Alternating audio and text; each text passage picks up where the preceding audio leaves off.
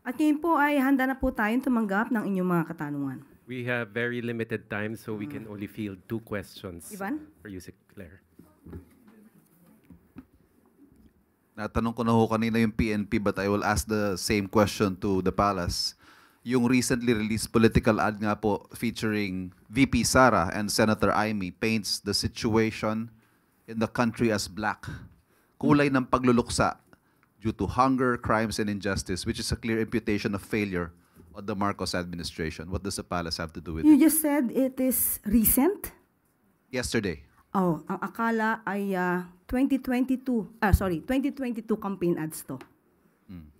Dahil sa mas na-describe ang kapanahunan ng nakaraang administrasyon dun sa nasabing campaign ads. Unang-una, meron silang sinabi, teka lang po, tungkol sa madilim, wait lang, saan ba yan? Ayun. Itim ngayon ang kulay ng bansa. Sa gutom at krimen nagluluksa. So, pag sinabi ba natin na itim ngayon ang kulay, mas madidescribe siguro natin nung nakaraang administrasyon na sobrang itim at ngayon ay papaliwanag sa panahon ng kasalukuyang administrasyon. Hindi man ganun pakaputi, pero patungo na doon. Unang-una po, may binanggit sila tungkol sa kagutuman. Tandaan po natin na ayon po sa records na rin po na naibaba ang poverty incidence sa panahon ng 2023, 15.5% in 2023 mula sa 18.1% in 2021. You are citing data from? Okay, this is from by author or writer is Dim Sum Daily, Hong Kong. Okay? Meron din po tayo dito. Ito po ay galing din mismo sa report din po ni Secretary Balisacan. Okay? Meron din po tayo dito na pinalabas.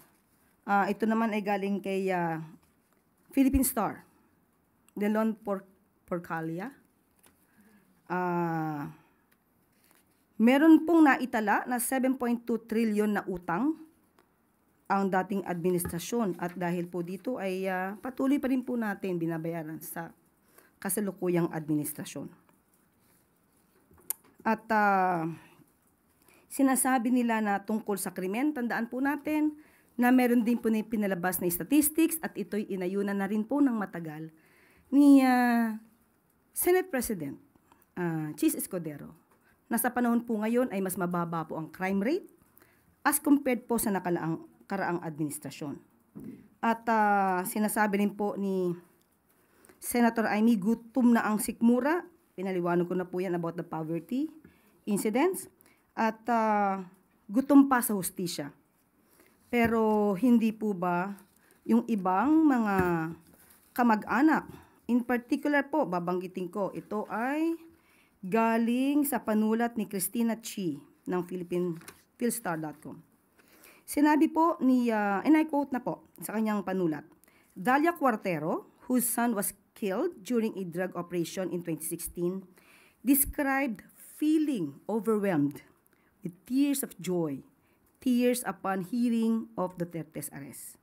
So dito pa lamang, marami na rin po nagsasabi na paunti-unti ay nabibigyan ng liwanag ang mga pangyayari. So, mas maganda po siguro mabanggit natin na ang mga botante po dapat ay maging, kukunin ko po yung sticker na nakasulat kay Madam, maging mapanuri. Huwag pong magpaloko sa mga sinasabi sa iilang campaign ads. Alamin ang katotohanan, iwasan ang fake news. Dignidad mo, boto mo.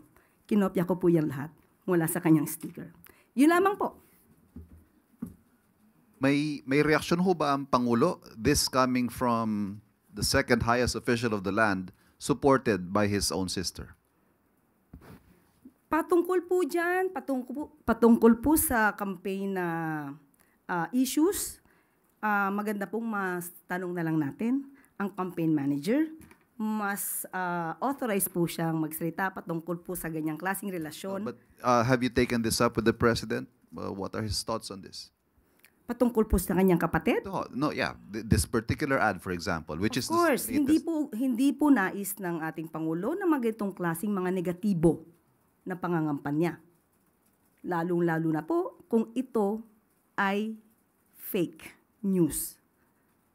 So, noon pa naman po, sinabi na ng ating Pangulo na labanan natin ang mga fake news. Mas hindi maganda kung ito ay gagawing naratibo sa isang pangangampanya. Okay? Quick follow-up, Ace Romero, Philippine Star.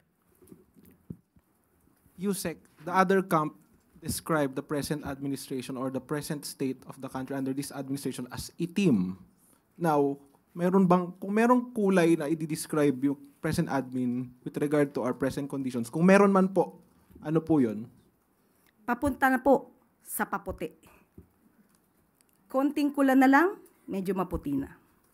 Hindi pa lang po, hindi perfectly white, katulad ng aking sinabi, pero doon po patungo ang pang kasulukuyang administrasyon. At dito po nagtatapos ang ating briefing ngayong araw. Maraming salamat, Malacanang Press Corps, at magandang tanghali para sa Bagong Pilipinas.